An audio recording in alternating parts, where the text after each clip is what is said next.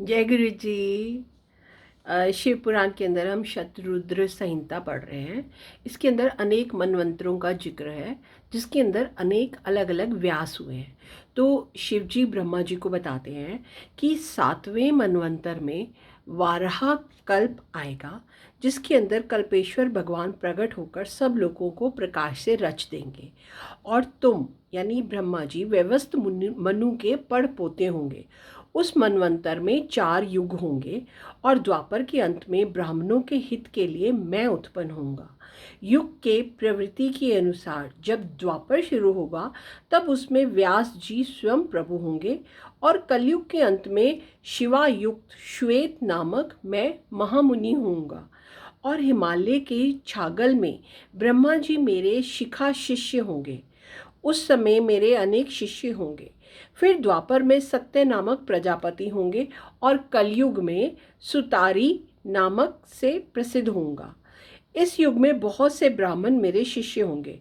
मेरे 4 पुत्र होंगे, ददुम्बी, शत्रुप, त्रिशिक और कंतु। ये चारों ध्यान योग से मेरे पुर को प्राप्त करेंगे। जब द्वापर का तीसरा चरण होगा तब भार्गव व्यास होंगे और मेरे पुर के पास वो दमन नाम से प्रसिद्ध होंगे।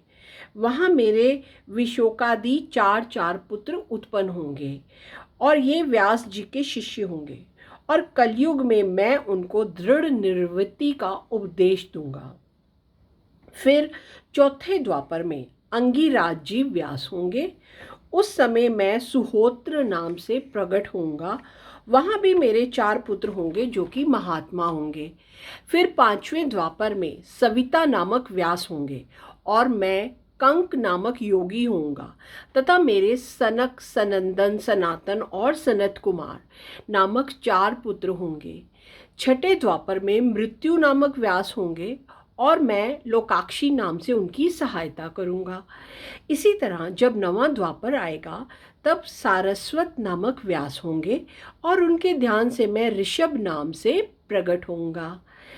वहाँ भी मेरे पराशर, गर्ग, भार्गव और गिरीश 4 योगी शिष्य होंगे, जिनके साथ मैं योग मार्ग को दृढ़ करूँगा।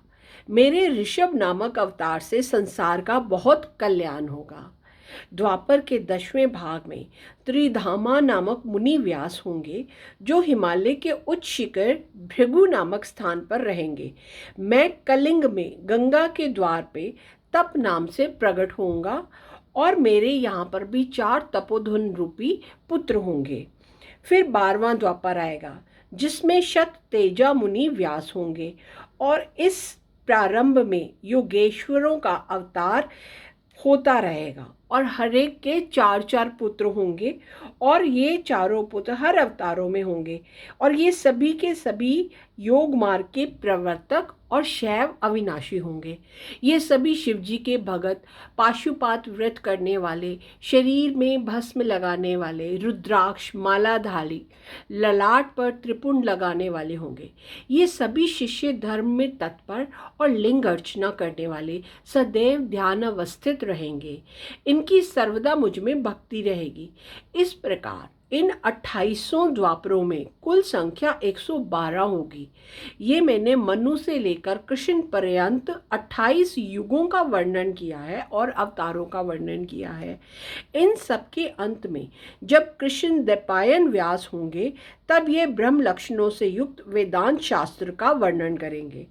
ऐसा कहकर देवेश्वर शिव वहाँ से अंतर्ध्यान हो गए।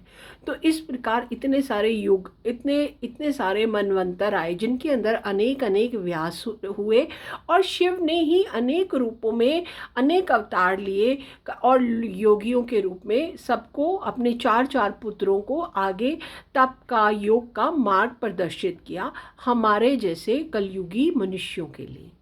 Thank you Guru ji.